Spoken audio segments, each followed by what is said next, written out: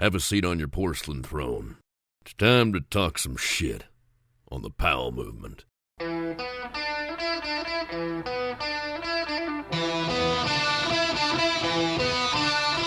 Welcome to the Powell Movement. I'm your host, Mike Powell, and I'm looking for the positives in life during this intro. So it's going to be a quick one this week. I mean, I've spent the past 3 years telling you about all the shitty stuff in my life, and it's time to start thinking about all the good I have going on. And I've got a great kid. I've got a great crew of friends that I see when they aren't doing shit with their families. I have 2 jobs. I mean, shit, I know some people that don't even have one. And what else do I have going on? Well, it's football season, and what I'm really looking forward to is ski season. That's the one place in life where I forget about my life for a few minutes at a time. It's also the one place where I'm not bored or lonely, because I have no time to think about being bored or lonely, or else I'm in trouble. So while life has been terrible, well, it still fucking sucks. So much for being positive. But what I am psyched for about this week is my interview with Peter Mehrhof. Pete was an early K2 factory teamer and one of the first new schoolers to make a name for himself in the States. Peter was also on the all-time Oakley and K2 teams in the beginning of free skiing, and then he disappeared. On the podcast, we find out what happened to Pete and a whole lot more. Before I get into it, I want to thank you for listening. I want to ask you to subscribe wherever you listen. And if you like the podcast, please tell a friend. That really helps the show grow. Finally, I want to thank my incredible sponsors who make this thing happen. They are Elan Skis, Stanley, Outdoor Research, Best Day Brewing, and Liquid Force. Now, it's time to chat with Peter Mehrhof.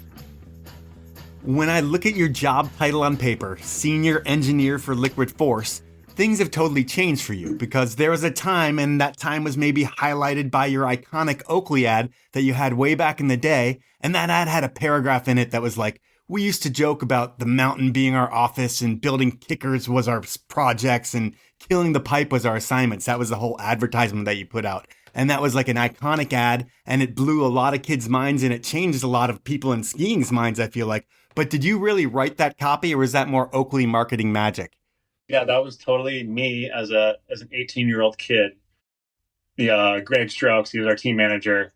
He had sent me or called me, and he's just, we got to put something down, write anything we want done. And I'm trying to keep up because I think they just come out with JP Auclair's ad, and that's what I came up with, for better for worse. But I mean, looking back on it, it was pretty cool because that was 20 years ago, and yeah, I mean that was literally my first real job. So getting paid to kind of do some of that stuff was just pretty amazing at the time. And just the ad coming from I guess your mindset then, it speaks to adults now. You can read that ad copy now and be like, man, it would be cool to be a kid thinking that and being able to do that. But you actually lived that life. That was the real deal for you. Yeah, I mean, I try to channel that into my adult life as much as possible. It's been a little more challenging for sure, but yes, that was a good goal for sure to try to hang on to. And with that shoot, was there anything special about it, or was it just some jump at Mammoth? They snapped the shot, and there you go. They send you some copy, and you're good to go. Yeah, that was at Super Park. It was the first year I got invited to go there, and yeah, I remember exactly. I don't remember who took the photo. Might have been O'Connell's shot, but yeah, I totally remember the kicker, and I totally remember the shot and everything. And I was just so hyped to be at Super Park. Basically with all the heroes. All the heroes, but you were almost, I guess, kind of on the second wave of the Canadian guys. But when you look at the landscape of everything, when you look at Mammoth, you were the first guy there, right? Was there anybody before you kind of in the new school? Yeah, I mean, I think it was really me and Rory Silva. We kind of came up at the same time. I was a couple years older. Yeah, you were older, and you were, when I talk to Rory, he looks at you as the guy who was better than everybody at everything. And then he kind of came up, but he was the young kid looking up to you. And he says, you were the dude at Mammoth. No one else was doing it. Yeah, I mean, there wasn't a whole lot going on then. I quit the race team a couple of years before, and that was kind of the only option at the time for any skiing program, which was an awesome experience. But, I was looking for something a little bit more. And we were able to get the freeride team started in Mammoth my senior year of high school. And it was just kind of a bare bones crew. We had a cool coach that moved over from Australia. And yeah, I kind of just took off that year and maybe a little bit the year before, just building jumps and trying to do some stuff in the park, and we can get in there. All right. Well, we got way ahead of ourselves, and I'm still going to stay ahead of ourselves, and I'm going to focus on Oakley for a little bit because that was like your first huge sponsor, it seemed like, and they were a huge brand. And back then, if you were on Oakley, like you were the shit. They were like the most important brand in skiing, it felt like. And you were one of the first guys on the program. It was what, JP, Falou, and then who was it? You after that? Yeah, I think Tanner was already on there. JP was on there. I think Falou had just maybe won the U.S. Open like the year before with that like switch front flip maybe. But yeah, I mean, I remember we were on the backside of Mammoth building a jump, and these two guys came skiing by, and one of them I knew was this guy Nathan Wallace, who I had looked up to forever, who was just a longtime Mammoth shredder, and he happened to be skiing around with the team manager from Oakley, Greg Strokes, and I classically remember Greg calling me later that day, or somehow he got my phone number, and he's like, "Yeah, I didn't like really see you guys hit that jump, but like you can do like a 720, right?" I'm like, "Yeah, of course I can." And I was like, "Okay, I'm just sending you a pair of sunglasses," and then it kind of like snowballed from there. And I was just going to say, like, well, Greg was the mastermind who could just see talent before it even happened. And it's crazy that he's been doing that for like 25 years because he's been doing it forever and still doing it, seems like mining talent that no one saw. But he didn't even really see you hit the jump. Yeah, he might have seen us, but I kind of remember him asking like what tricks I could do. And I was like, he's like, "Can you do like a backflip? And can you do like a 720? I was like, "Yeah, I got those for sure." So the process is he gives you a call and then you get a box of sunglasses. And then how long does it take for it to progress to be more than that, than just sunglasses and you actually doing stuff for them? Because it seemed like it all happened pretty quickly, right? Pretty quickly. It was definitely within the year. I mean, that's super quick for a sponsorship. Yeah, for sure. At the time, though, there wasn't just a ton of people out there. And I think, like you said, like Greg had this very specific mindset of who he was going after and at least like what they were doing on the hill. Yep. And I kind of fit that bill, at least for the Mammoth crew. I was like young and trying some new stuff and like trying to land backwards and do all this stuff. And yeah, it just really snowballed from there. Okay. And well, being on Oakley and all that stuff could get to your head. I don't think you were wired like that. You were the quiet kid a little bit more and more reserved. Would that be fair to say?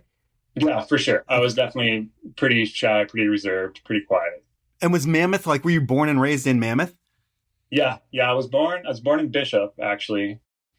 The Mammoth just didn't have a very big hospital at the time. So yeah, I was born in Bishop, but my parents had moved to Mammoth 10 years prior to that ish. My dad was a vet in town. So yeah, I was born and bred Mammoth for sure.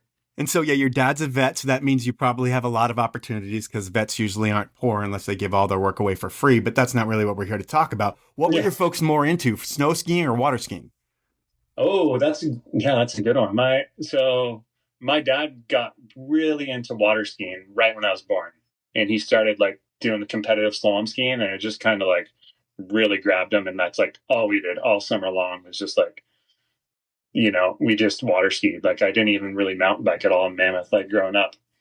So he was definitely probably way more into the water skiing, but they always had this dream of having like a kid on the ski team, and they had done the hut route way back in the day. Like they moved to Germany and skied around. They were never like very good skiers, but they really enjoyed the mountains, and they just loved the, kind of European culture of it all. And like, that was their dream, is to have like a kid on like the US ski team, probably more on the race side. And they were pretty bummed when I quit the race team, but no. Yeah, well, we'll get there at that point. But lake life, did you have like a house on the lake and a boat right there and you could go every day? We would go down to Crowley and ski. And there was like a whole group of kind of competitive slalom skiers that were kind of in Mammoth at the time. Actually, Roy Silva's dad was one of them, Buck Silva. And they ended up building this little private ski lake outside of Bishop, about 20 miles outside of Bishop. And so we ended up with a little sliver of land on that. No house or anything, just like a little trailer. And we had our boat there, and we'd go water ski. And then, when wakeboard started coming along, I started wakeboarding too. But thinking back to that place in Crowley, the Silvas were there, but was Blake there as well? Because I think he was there at some point, and I'm sure every person has a Blake story or a ton of them.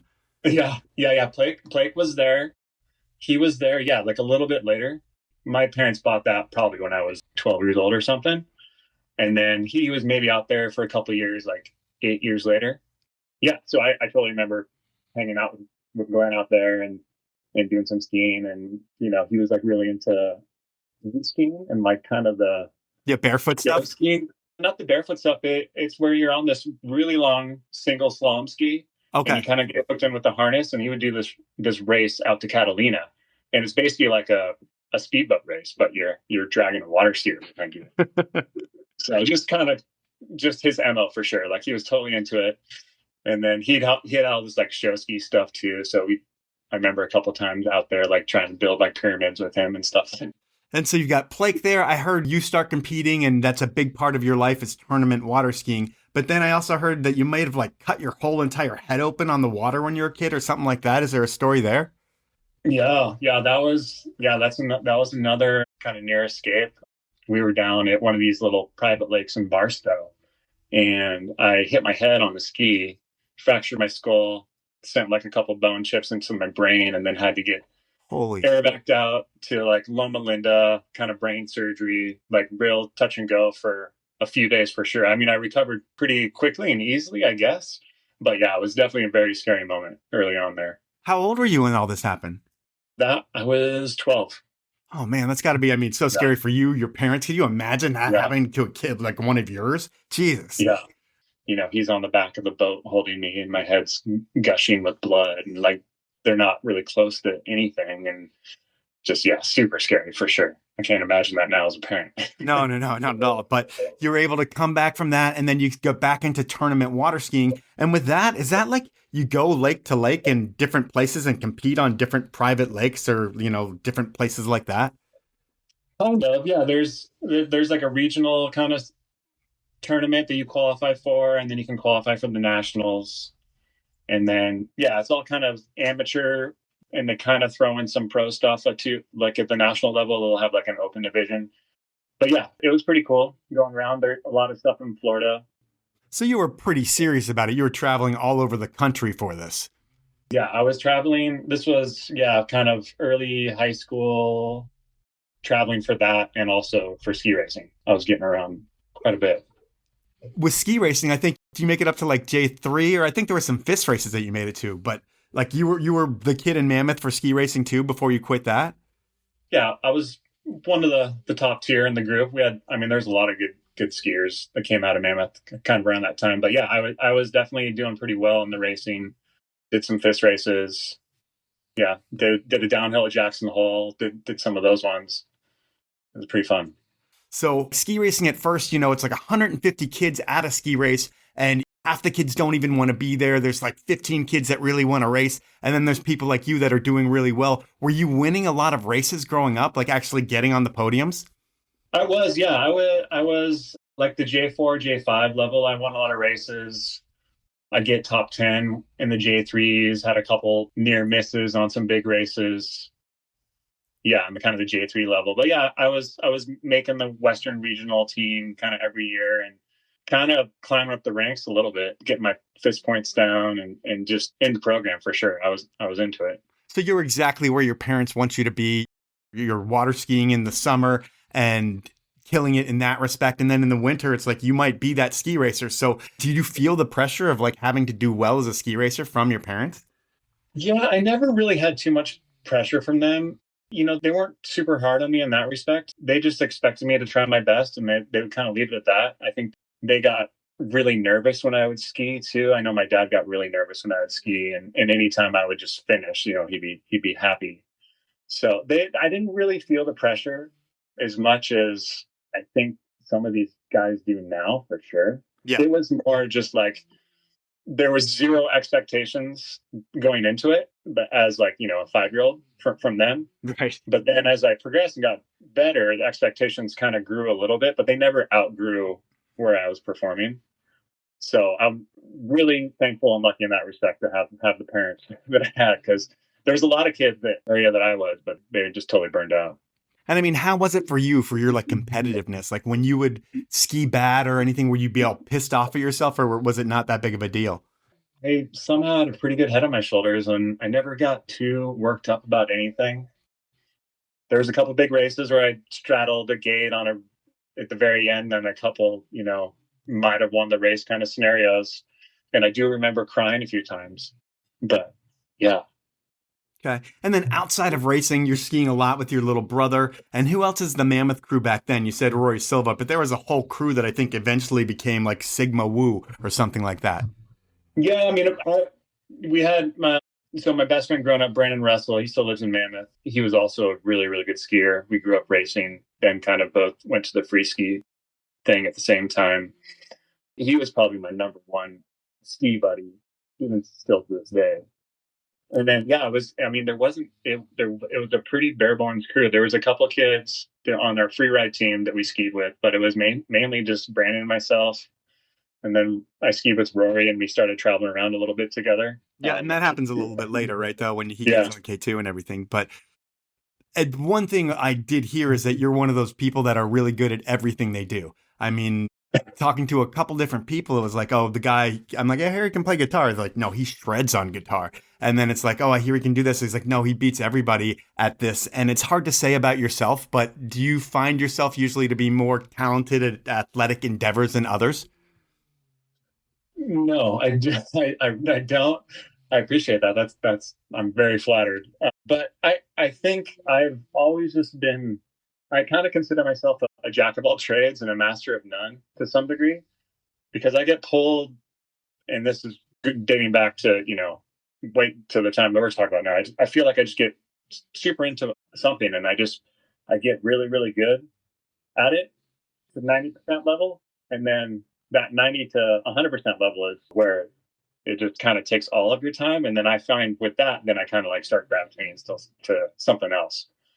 And I think the sports that I've chosen at the time, like I could never do like if I grew up now, I don't think I could do what I did with skiing now, just because of the level of competition and the athleticism and everything. And I seem to somehow have cherry picked some of these sports and things that not too many people are doing. So you could kind of rise to the top kind of quickly. If that makes sense. Yeah. Well, I mean, other people do think that you're good at things. I mean, what do you absolutely suck at? Baseball. I can't throw a baseball to save my life. I'm trying to coach a little league team now, trying to teach these kids how to throw a baseball, and then I throw it and it's horrible.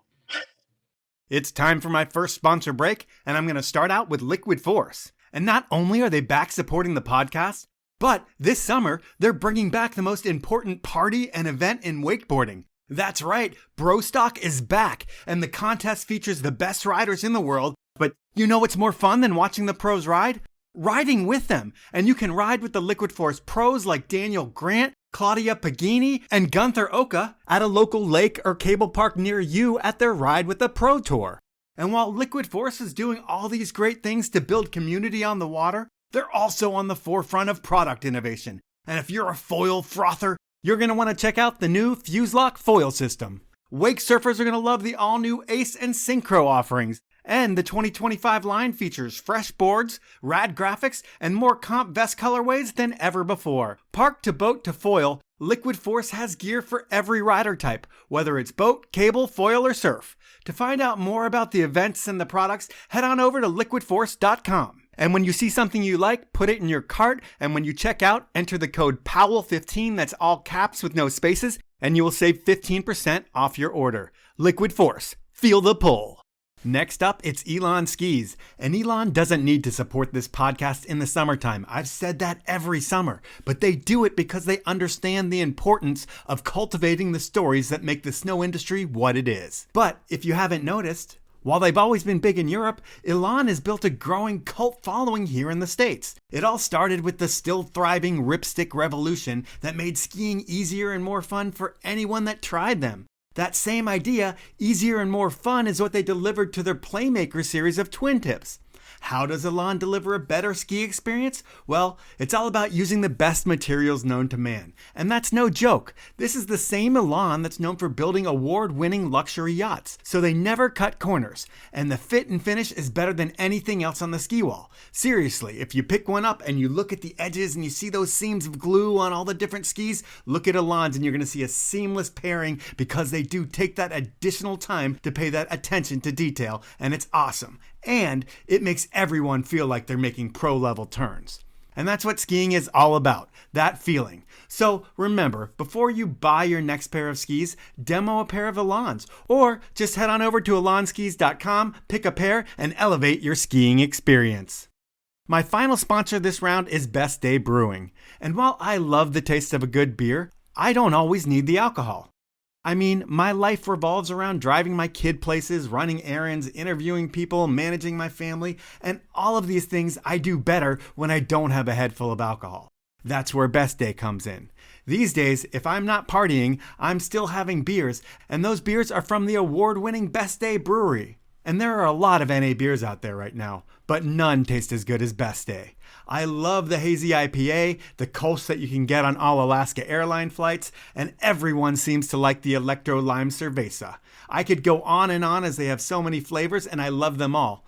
The beauty of Best Day is that they average about 60 calories and they won't get you in trouble. And pro tip, if you're partying, try to mix in a Best Day for every alcoholic beverage you have, and it will extend your night. It does it for me, and it keeps me from doing anything stupid. To have your best day or night ever, head on over to bestdaybrewing.com. If you make that order over $50, we'll also throw in free shipping. Those are my sponsors. Now let's jump back into the podcast. So you've got the snow side, and we've talked a little bit about that. We've got the water side. We've talked about that. Did you think on the water side, was there a way to go pro in water skiing, or was there a future in that at all for you when you were like in high school and thinking about and doing really well? Not really. No, that was never like even on the radar. Water skiing was fun. Yeah, it was completely an amateur thing. I think the few pros that we did come across, that wasn't their first job for sure. They're working 2 other jobs to help support that. So that was never in the cards for sure. Skiing was kind of the thing that was always in the back of my mind that like I could do something with. Okay.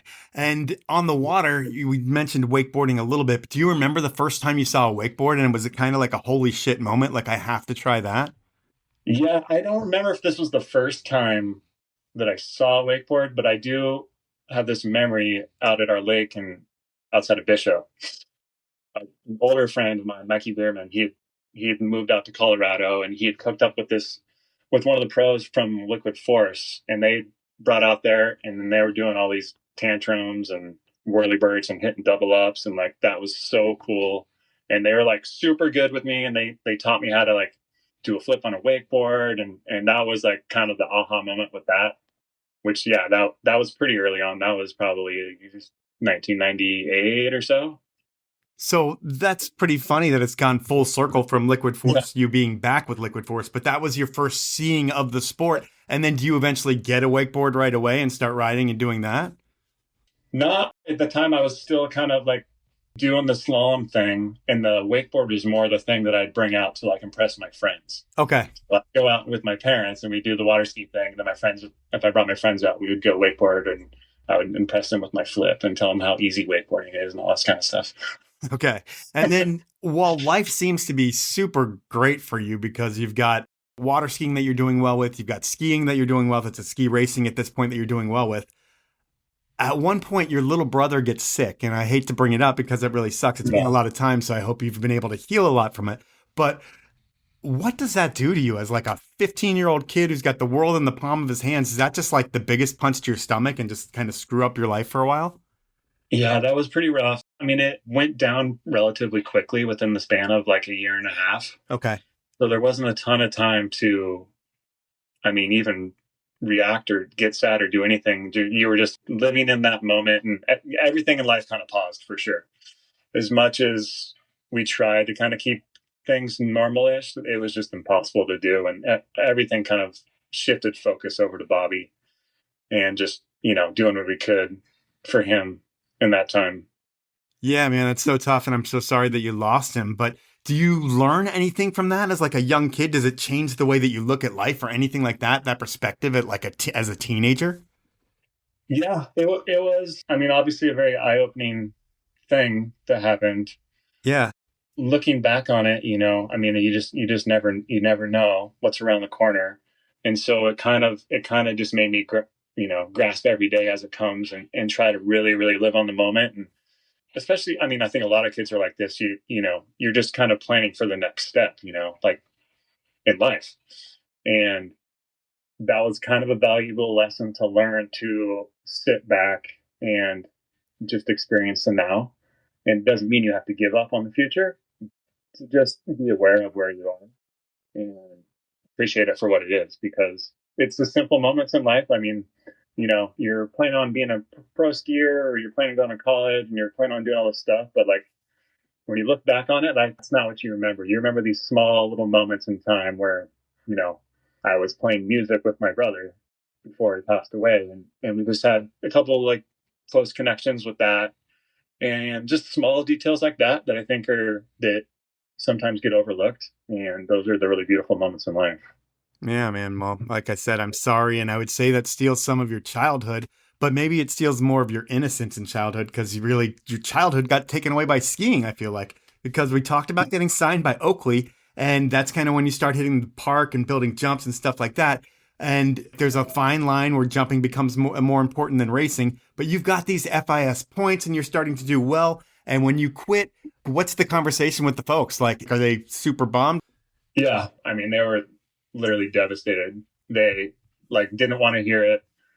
That was, it was shortly after my brother died. They thought it was because of that. I was acting out, I was rebelling, I was doing all this stuff, just giving up on the only thing that I was good at, sort of deal. There's no future in this other aspect of skiing. They did not take it well, for sure. And then you're hanging out with Roy Silva, and I'm sure even at 12, he was still a walking cloud of smoke at that point. I've talked to him. Roy hasn't smoked anything or drank anything in months, and he didn't say he quit anything. He's just doing really well for himself, which is awesome. But there was that aspect too. I could think your parents might see that too and be like, should you be hanging out with him? But I don't know. Yeah, I think there was a little bit of that, and it was probably more of some of the older people that I started going on trips with and stuff a little bit, even on the early side of things. But I mean, they were also very kind of naive almost in the innocence of the racing, because by this point I've been traveling around with the ski team, Jackson Hole, Big Sky, kind of all over the Western US. And yeah, a lot of those ski race kids, they weren't angels for sure. And they had rich parents and money to spend, and they were getting into all sorts of trouble. So I feel like if there was any corruption that happened, it was probably almost more on the ski racing side. And yeah, the free ski guys were great. They're, maybe they might have smoked a little bit, drank a little bit, but they took care of everybody. For sure. And I would think the race guys probably drank a lot, but there wasn't clouds of smoke there because of drug testing, even though that probably didn't exist as much. No, I mean, I think there was a fair amount of that. There was a few for sure. Okay. And so you quit. Your parents are really bummed on it. Did the coaches, are they pissed too? They're like, man, we had our kid, he had a future, and he just quit on us. Yeah. They were trying to ramp up the race program, and they just brought in some higher level coaches who I didn't really get along super well with. That was kind of another reason why I kind of wanted out.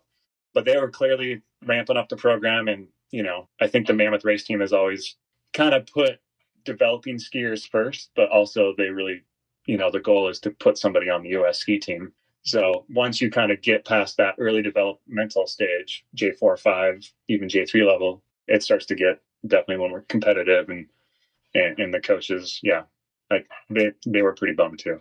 They made you feel bad about it?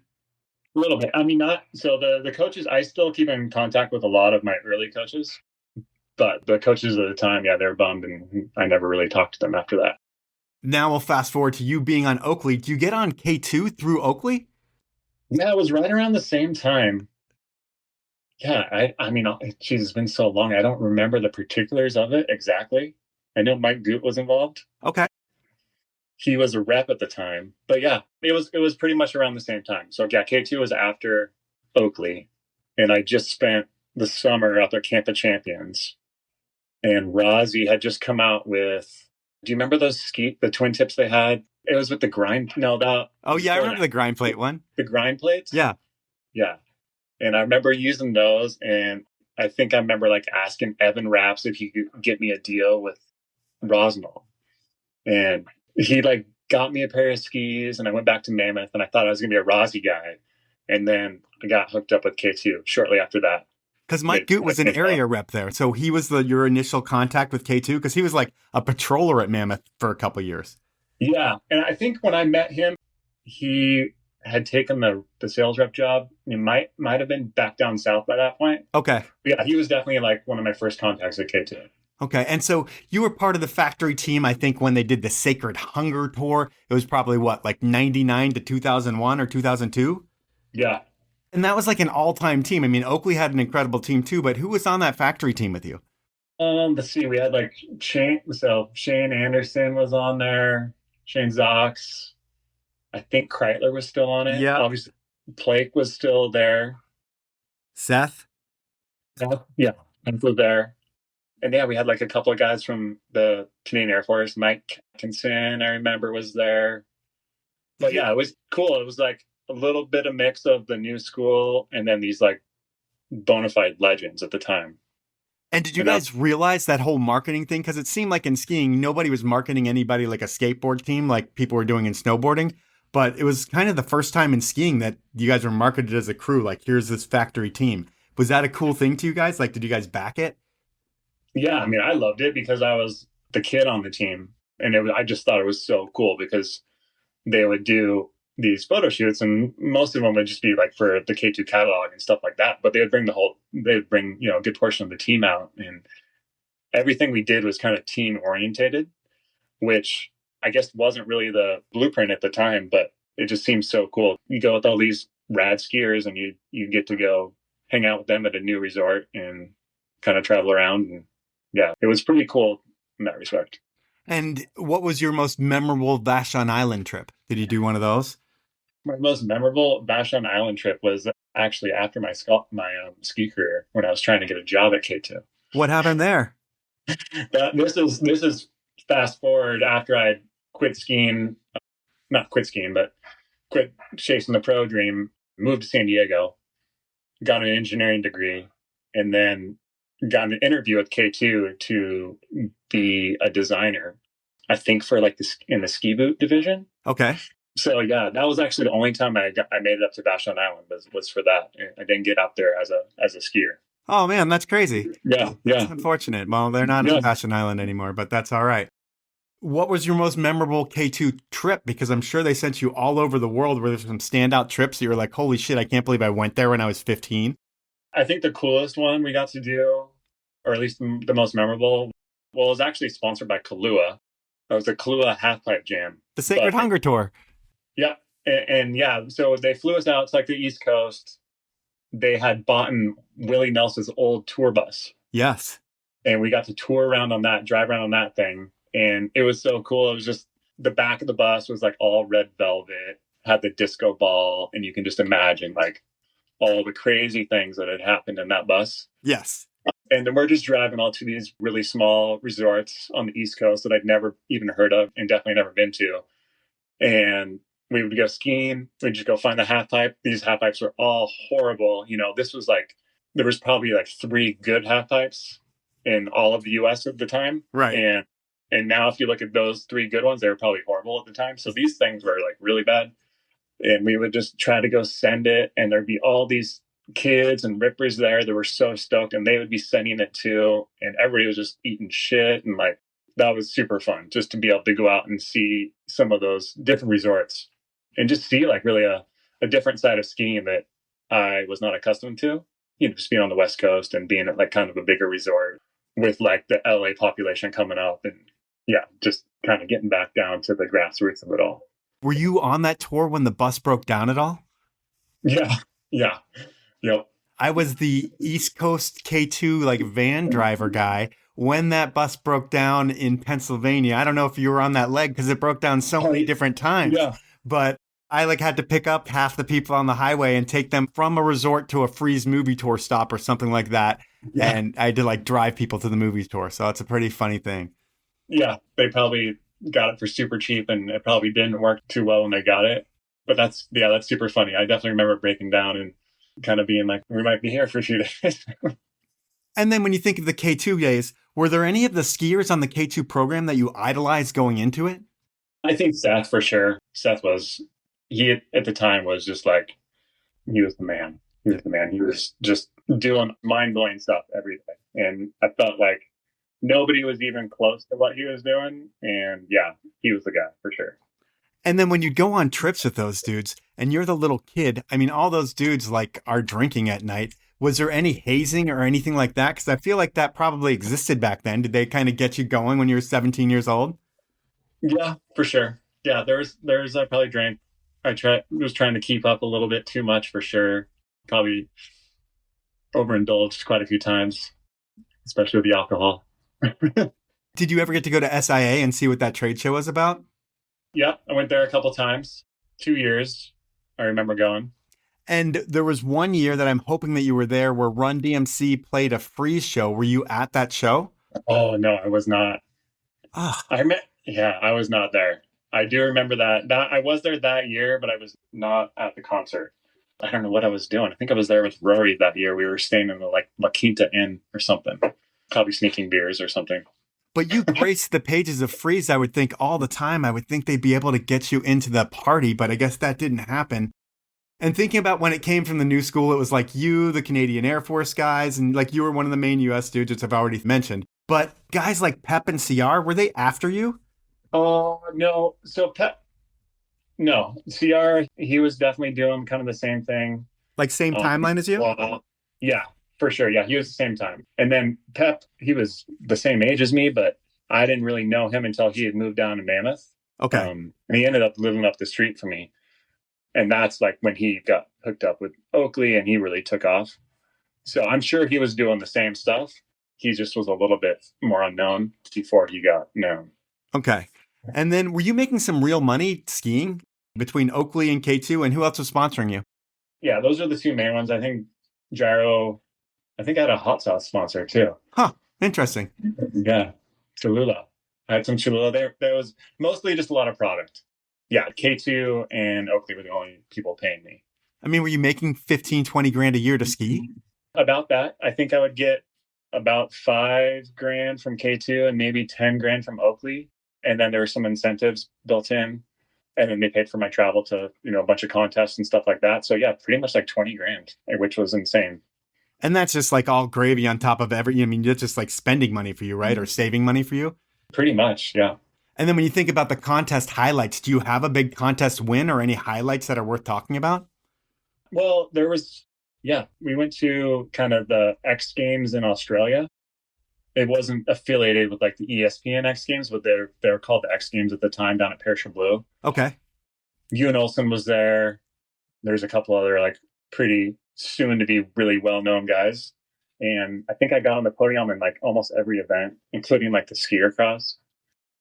It's time for my second round of sponsors, and I'm going to start things out with Outdoor Research. I've been using OR products since I moved to Seattle almost 25 years ago because they outperform everything on the market. I mean, they build their products to perform in the wet and soggy cold weather of the Pacific Northwest. And when you live where we do, you need to have the best in class. While OR has always been known for building industry-leading gear for mountaineers, skiers, and snowboarders, they've gone all in on an award-winning bike line that FreeHub describes as Outdoor Research has once again raised the bar, offering riding gear that's not just functional but also stylish and durable. That meticulous design and thoughtful engineering of the Freewheel collection have the power to transform the mountain biking experience. So high praise, and Outdoor Research is doing a lot of things on the athlete side. While they launched with an incredible team, they had the Van Steenbergen brothers, Georgia Astley. This year, they've added Casey Brown, Carson Storch, and others. And between the athletes and the events they support, while OR might be new to the bike world, they've always lived it, and there's not many brands doing what OR is doing in the world of bike. To see the new products and what the hype is all about, head on over to OutdoorResearch.com.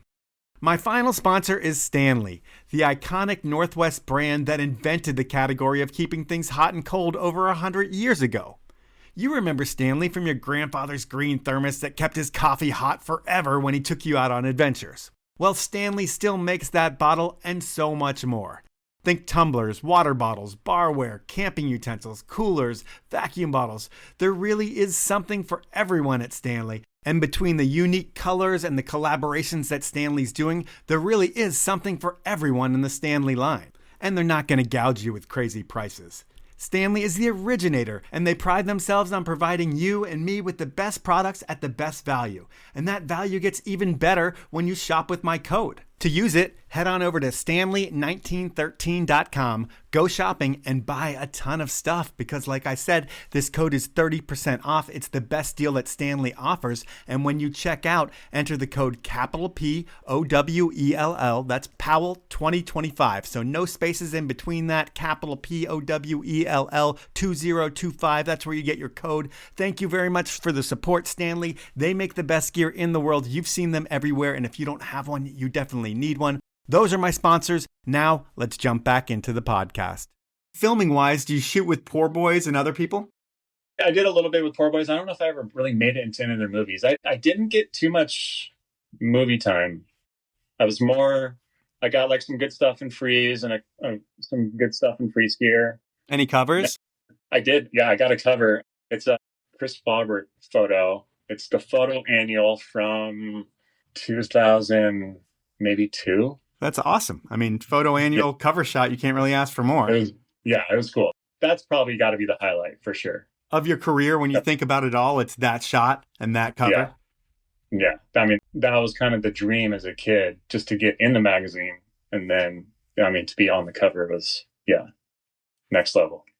And what's crazy is you did stuff in pro skiing, or you're like a pro skier that people saw for like 2 or 3 years and you were everywhere. But you didn't do what everybody else on this podcast would do and dive headfirst into skiing. You went right to college, right? Like you graduated high school and then went to UCSD or something like that? I totally disappeared off the map. I moved to San Diego. I mean, I kind of always wanted to go to college. But you were a pro athlete at like 18 years old. That's the dream for so many people. A lot of people would have been like, I'm going to take that gap year and do another year of skiing and see what happens. But you were just like, I checked that box. Now I'm going to go water ski in college. Yeah, kind of. I mean, I really wanted to see if I could do the pro skier thing too. And the first couple of years, I took the winters off. And the first year, I was able to kind of keep it going. Second year, not so much. And by the third year, I was pretty much out. So it was just kind of a slow decline from there. But I met a lot of really like cool people skiing wise in the San Diego area and kind of not refound a different love for the sport. When it becomes your job and people expect you to do well, I mean, there's pressure on your shoulders. It's cool getting paid and stuff, but like there's expectations where you didn't have them when you were doing it for fun. Yeah, I think I did have a little bit too much pressure on myself skiing wise. And I personally felt like I wasn't really living up to those expectations. So I think that was kind of a challenging time for me. I had like a small injury with the shoulder that kind of took me out of a half of one season. And yeah, it was just hard to kind of find my groove in those kind of college years with skiing. And it was probably due to the fact that I moved to San Diego. That didn't really help the scenario. But yeah, it was just kind of hard to find my spot in the sport. You know, I didn't have like a big personality. So you disappear to San Diego. You like crush it on the water ski team there. But then there's tragedy there too. I think like Dustin Newell was like, there was a car accident and he's one teammate of yours and he ends up losing his life. Were you there for that? Yeah, I was in the car. That was my first trip. I don't even think college had started yet as a freshman. It was like the weekend before. Oh no. It started. We were going out to a tournament in Arizona. And yeah, late at night, poorly marked roads. The scenario was it looked like a 2-lane highway, but it really wasn't. And we flipped the car and the car unfortunately landed like right on the corner of Dustin, who was driving. There was 3 other people in the car, but we were okay. We had to get like air backed out middle of the night in Arizona to Phoenix. But unfortunately, Dustin lost his life. And that was, my welcome to college moment. Yeah, I mean, that's got to be so traumatic. You haven't even taken a class yet. Does the college like extend therapists and all kinds of stuff for you guys to be okay? They didn't do much. We met as a team when we got back and met with a counselor. And then they just kind of said, reach out if you need anything. But that was kind of it. And that was rough. I didn't know Dustin well, but I'd met him earlier that summer and we'd spent some time together and he was a really great guy, like kind of a mentor type person on the team. Yeah, that was super rough. And we ended up doing like a memorial tournament for him that hopefully they're still doing. But yeah, that was kind of a rough one too. That was a rough few years of my life for sure. Well, I'm sorry about that one as well. And thinking about school, you have this nerdy but cool job today. Did you have to go all in on studying to get where you are, or did school come easy to you? School's always like fairly easy for me. Everything's easy for you, I hear, but you don't say that. Yeah, I mean, college was definitely a lot harder than high school. High school was very easy. College was kind of a different story, and I kind of just ended up being trying to pass. Well, you do pass. When you graduate, was there an industry job waiting for you? Or it didn't sound like there was. It sounded like you went up to K2 and tried to interview up there. Why didn't you get that job? I would think you'd be super qualified for a skiing job if you have an engineering degree. Yeah, that was definitely my goal and focus was engineering I wanted to work in like the action sports industry, preferably skiing because that was the industry that I knew and kind of the sport that I loved. And I just wanted to be a designer for skis. I wanted to design skis. So yeah, after college, I came back and I ended up coaching the ski team, the race team in Mammoth, just trying to figure out what I was going to do because I wasn't getting any leads on anything. And then my old roommate in San Diego got me an interview for a defense and space company down in San Diego. So I ended up moving back to San Diego, took that job, at this defense and space company. And then about 6 months into that, there was a position at K2 that opened up. And I think I called Mike, Mike, I don't know if this is for real, but do you think I should try for this job? And he's like, oh man, you'd be like a shoo-in for sure. So went through the process, got the interview, went up there, interviewed with him, met with Mike first. He's showing me around K2. He's showing me the half pipe in the office. And he's like, oh man, this is so perfect. This is just full circle. This is going to be great. Met with Jeff and Shira, marketing side. He's like, oh, this is great. I don't see why you wouldn't be perfect for this. And then I met with who would have been my boss, whoever was Aaron M. Busky. Yeah. And I just totally, I was underqualified at the time and I probably just didn't impress him at all. I just had no job experience really. Yeah. And looking back on it now, I'm not surprised. At the time I was kind of surprised. I'm like, man, I thought I'd be a shoo-in for this, but I just had such little experience at that time that he kind of basically told me, he's like, I was designing airplane seats out of college. And then once I kind of got to know how to work in the industry as an engineering professional, told me I needed a little bit of a stepping stone to get there. But he was super nice. So how did it go from where you were in San Diego to Liquid Force? So then I came back down and realized I didn't want to do this defense and space thing forever. That was kind of a weird mix of moral emotions, walking into the office every day and basically seeing, American flags and bombs.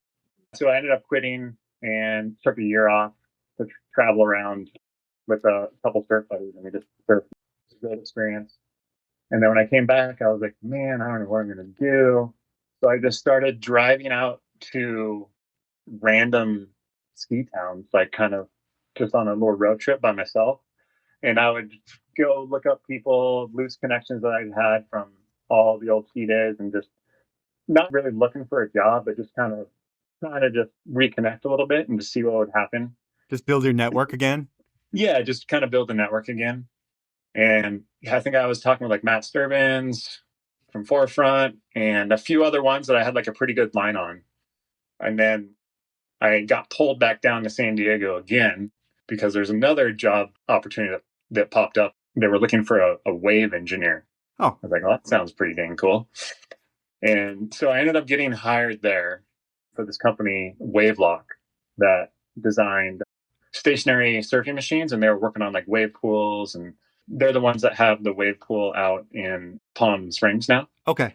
And so, yeah, I ended up getting a job there and designing these kind of sheet waves for a while, for 5 years. And I moved back, got pulled down to San Diego again, and kind of just did the second round of San Diego all over again. And then I kind of was getting a little burnout on that job. And I saw this Liquid Force posting, and I was like, oh man, okay, I got it all now.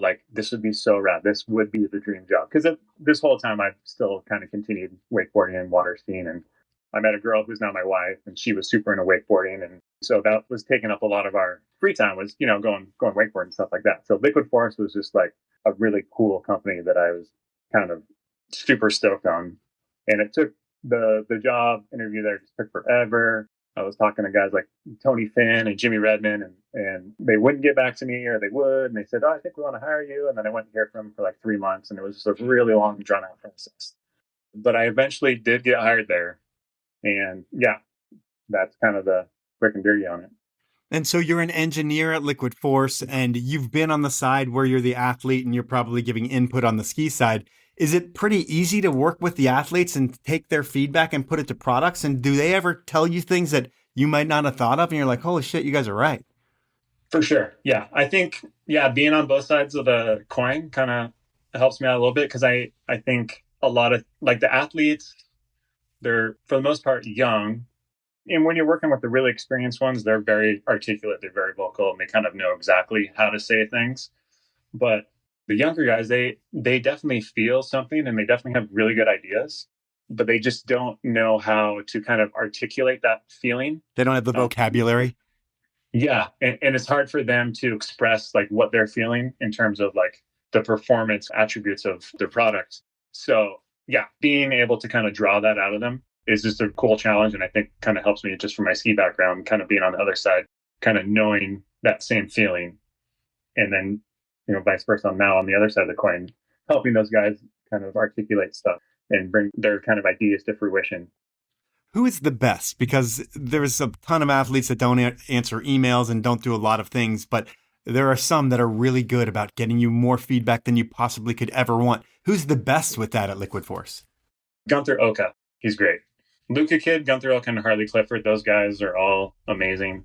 We've kind of been like on this new path with the foiling, which totally reminds me of like the grassroots of like the new school kind of free ski stuff when we started doing it. And all the stuff that we kind of thought might be possible, but didn't know if it was possible. And then working together and kind of realizing that in the product and kind of making it all work. But yeah, Gunther, Harley, and Luca, those guys are the best. And these days you talk about foiling. It seems like a lot more older people are either foiling or wake surfing, and they're getting away from wakeboarding a little bit. And I was thinking about it, and it's like, once you get past like 45, it seems like people that are into sports like fitness a little bit more. And it's maybe the constant pumping and you're actually getting a workout at it, and you don't have to go wake to wake and really risk your body. Is there something to that? Or why are those sports exploding? And I don't know what's happening with wakeboarding, but I just hear more about foiling and surfing than anything else. Yeah.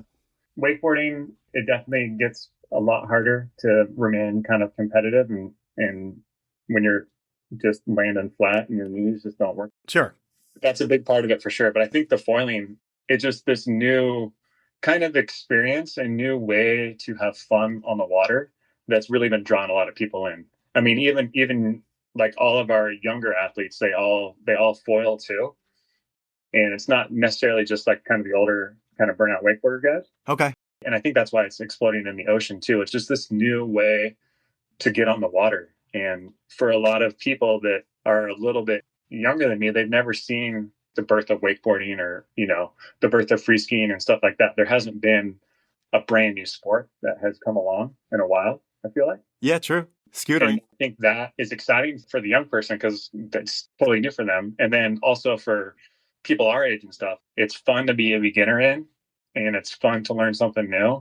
And it's fun to learn something new when there's not a million people that are already like professional at it doing it, because you get these small little bumps of, your ability, and you just learn something new and you get a little something better. And it's just super engaging and super addicting. Okay, nice. And when you think about innovations driven by the athletes, what's the most important athlete-driven innovation that you've seen in sport? In sport? Well, I would say your sport, I guess, because in sport, you could probably go all over the place.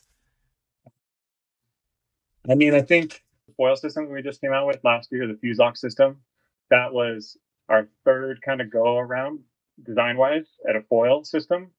We were one of the first people to manufacture a foil, like kind of at a price point level or any sort of like large retail level. That was about 10 years ago.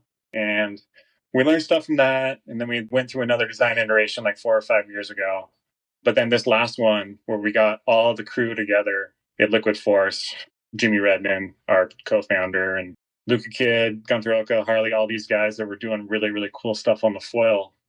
And just kind of stripping the whole thing back and redesigning it completely, how the whole thing goes together. And then where we ended up with is probably the best product that I've ever designed, for sure, in my 10 years of Liquid Force. So that one is definitely the highlight. Well, they say the third time's a charm, and it's nice that you've had a lot of time to learn from those other 2 times and nail it. So congratulations on that. And now we're at a point in the show that I call inappropriate questions. We've kind of gotten through the body of the interview. We could talk more about being an engineer, but no one wants to talk about being an engineer other than engineers. But I have something that I call inappropriate questions, and that's where I get someone that you know to ask 3 questions, and they can be anything. I was able to get one of your bosses, or I don't even know if he's one of your bosses, but a legend in the wakeboard world, a legend in the Liquid Force world, a guy married to a badass athlete. I'm talking about everybody's favorite CrossFitter, Don Wallace, and he's going to ask you 3 inappropriate questions. Are you ready for question number 1 from Don? Yeah, let's go, Don. Let's hear what you got. All right, here we go. Yeah, for sure, Mike. Thanks for having me on, and it's really cool to have these for Pete. Pete and I clicked right away. His ski background fit in with mine, and just a lot of people that he knows that I know. So it was fun to know how into skiing we were, and obviously how into wakeboarding. So my first one for Pete. Pete has this weird obsession with cheap Walmart shirts, and every trip, every photo shoot, every design trip I've been on with him, he always buys something. It's usually a Britney Spears shirt or something like that, and he never shows up with the same one. So my question to Pete is, first off, what's up with that obsession, and how many Britney Spears shirts does he have in his closet? There we go. Who doesn't want to wear a Britney Spears shirt? She's the GOAT. She's a legend. I have 3, man. I'm with you. I mean, also, we're like out doing a fun trip, doing a R&D trip or doing a work trip. Like, it's just the party shirt. You got to get in the right mindset. And what better way to do that than to wear like Dolly Parton or a Selena Gomez shirt. I think the last one I bought was the OG Selena. Get them on a little bit on the big side too. XL, maybe double XL. Usually the sleeves get ripped off pretty quickly, but I feel like it just sets the tone for the trip, and it's just a must-have. Got to have a party shirt. It's got to be one of the divas.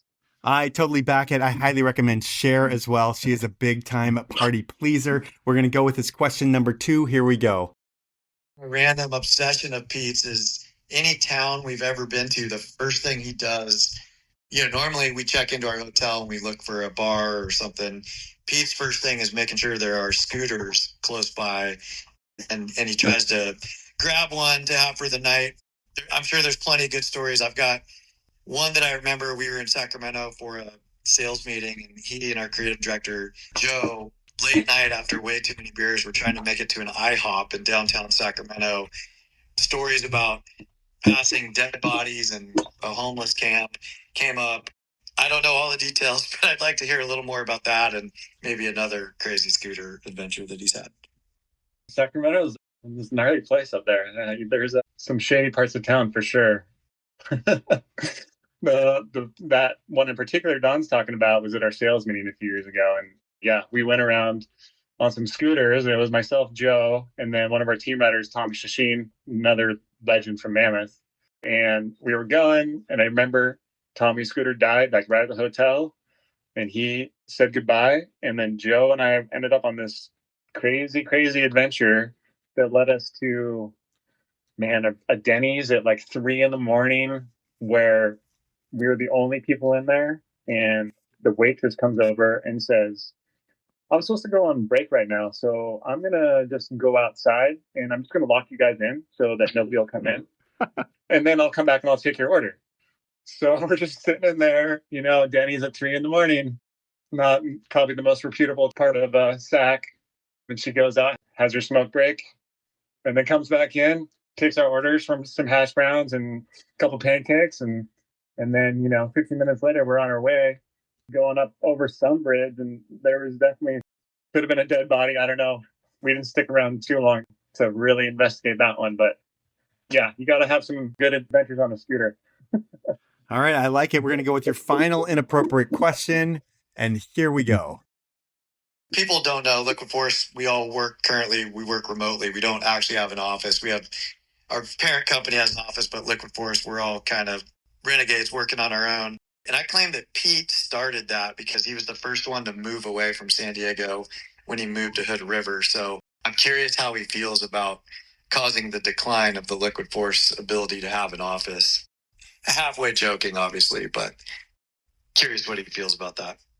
I mean, I think the real question is, do you feel like you were the genius that created the remote workplace in action sports where you can be all over the world and still make it happen?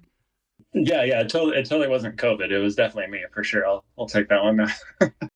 But you actually moved, like where most people just work from home. You were like, yeah, I know our office is here, but I'm going to move to Hood River and we'll figure it out when this whole disease thing is over. Yeah, well, I was like, there's this foil thing happening. And I got to get up to the hotbed to kind of understand what's happening so we can design better product. And I think it is a give and take. I do really miss the office and hanging out with those guys on a day-to-day basis. And it's not quite the same FaceTime wise. But on the flip side, now that we're still kind of globally spread around, that, our feedback loop is much larger. So I think that helps with a little bit of the design work and a little bit of just knowing what we want to do, what we need to do to kind of stay up with everybody. But I miss hanging out with Don and Jimmy and Joe and the whole crew. And yeah, I wish they would come up here and visit me more. Really. Come on, Don. Where you at? All right. It's a work trip and you need those work dinners. It would be very nice. That's Inappropriate Questions. And that's our podcast. And your story is cool because you made it in skiing. You were part of some of the best teams in the history of the sport. The Oakley team and the K2 team. And while you could have rode that out for a while, and I guess you did a little bit in college, but you did what nobody else does on this podcast. You went into college instead of going all into skiing, which you could have done and maybe gotten a few more years out of it. But you went one way, you kind of disappeared into the past of skiing, and then you made your future in wakeboarding, which is pretty incredible. There were a couple jobs along the way, but really, when you look at it, it's like you would have faded away in skiing. There would have been crazy talent coming through, getting into all the doubles and the stuff that you might not have been able to do. And in 10 years, your career might have been gone. But by investing in your future and going to college, you've got a lifetime of living in Hood River and testing product there in the name of Liquid Force. And that sounds like the dream life that you've got. And I thank you for telling your story, and I thank you for your time. Thanks again, Mike. It was super fun just getting to go down memory lane a little bit. Really appreciate it. So that was time with Peter Mehrhoff. And what's crazy to me is that he had the ski industry in the palm of his hand, and then he chose college instead of skiing. While that was the right call, most kids who are on this podcast would do anything to be the pro skier that Pete was, and then figure out the college thing later. But Peter's plan worked out for the best. He was able to ski, water ski, and then he eventually landed his dream job at Liquid Force. It's a different outcome than most podcasts, and more successful overall than most as well.